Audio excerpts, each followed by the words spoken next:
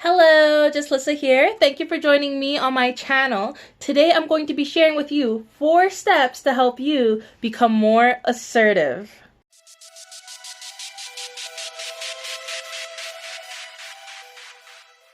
So what does it mean exactly when I say to be assertive?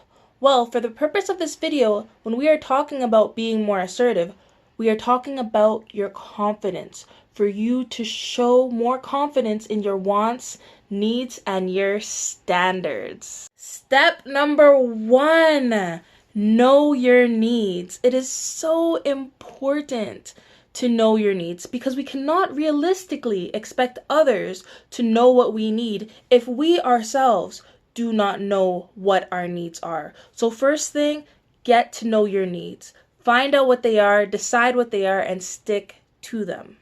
Once you know your needs, you need to be confident in your needs and understand that your needs and your wants are valid. They're valid for you, and it's okay to choose things that others may not choose for themselves. Your needs, your decision, your choice. Now that we know our needs, we are ready to move on to step number 2.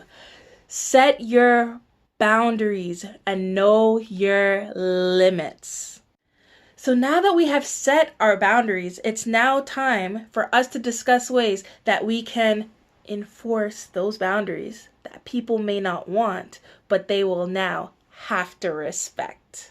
The first way we're going to do this is to allow people to know what they should expect from us and what they should not expect from us. How much are we willing to give? And where do we draw that line? We let folks know that. And sometimes folks figure that out by crossing our boundaries, and now we have to speak up and let them know that a boundary has been crossed. Okay, let's give an example of this. Suppose you have a friend or a sibling or someone that is almost like family because you've known them for so long that is always asking you to do last-minute favors that sometimes inconvenience you. You can create a boundary within that can both satisfy your needs and her needs while still respecting you, your space, and your time. So one thing that I do in situations like this is I let people know that because I'm such a busy person and I have so much going on, I need at least 48 hours to either move things around in my schedule, or it will help them because I could let the person know that I'm unavailable to help them, and then they will have more time to find an alternative person to get their support. It's kind of a win-win there. So I let folks know, hey, with my schedule, I really need 48 hours or I'll most likely have to say no. Sorry. Okay, let's back up a minute. Let's back all the way up. Now, I know we will not always be available to support folks and to be able to say yes, and sometimes we're going to have to say no.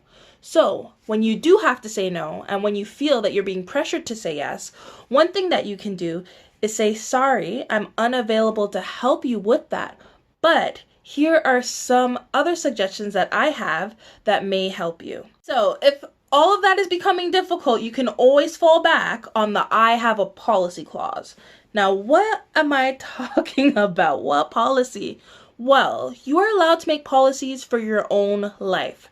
For example, I have a policy that if I have more than 3 to 4 projects on the go, I do not take on any extra work regardless of how small or how large the work actually is. So, I often edit work for my friends, I edit papers, I help people write, and there have been times when I've had to tell my friends, I'm sorry, I know your project is not that large. I know you're letting me know that it will only take me such and such time, but I have a policy, a very strict policy, that if I already have 3 to 4 projects on the go, I cannot take on any other work.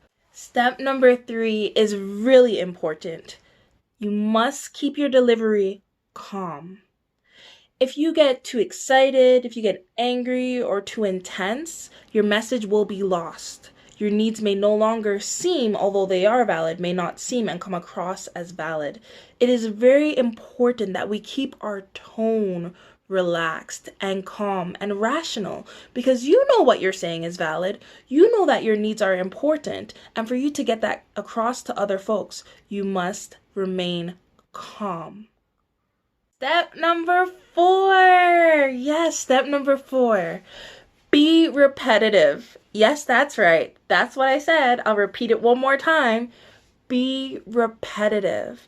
And not repetitive that you keep saying the same thing over and over, but find ways to have your message across, even if you need to say it in different ways. But do not buckle under pressure or under excuses.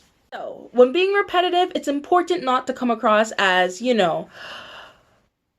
annoying. You don't want to be annoying, but you want to affirm and stand firm in your needs, that they are valid and they are important. So if the person is saying no and they're saying that cannot be accommodated or you cannot have that need met, find alternative ways that they can meet your needs. So try to give them options maybe they haven't thought of. That can be a win-win situation. Put yourself in their shoes. Why are they saying no? And what can you further do to accommodate the reason why they're saying no and still have your need met? And try to express that in the most intelligent, peaceful, but strong way to show them that you are thinking about this. This is not something that you're just asking on a whim, and that you believe it is possible. It is very important to stand up for ourselves, be firm in our beliefs, and not come across as annoying or out of control. Okay, folks, now it's time to put it all together. 1, know your needs. Know your needs. We cannot expect others to know our needs if we do not know our needs ourselves. 2, set your boundaries and let people know what your needs are and what you require. Step number 3, stay calm. It is sometimes so tempting to get upset, to get angry, to get emotional, but if we're trying to successfully get a message across, oftentimes, not all the time, but oftentimes it requires us to stay calm. Step number 4, repeat. Sometimes we're not heard the first time. Find another way to say the same thing in a different manner. Go on repeat. And those are our 4 simple steps to help you become more assertive. If you enjoyed watching this video and found these tips useful, don't forget to like, subscribe, and comment below. Until next time, just Lissa.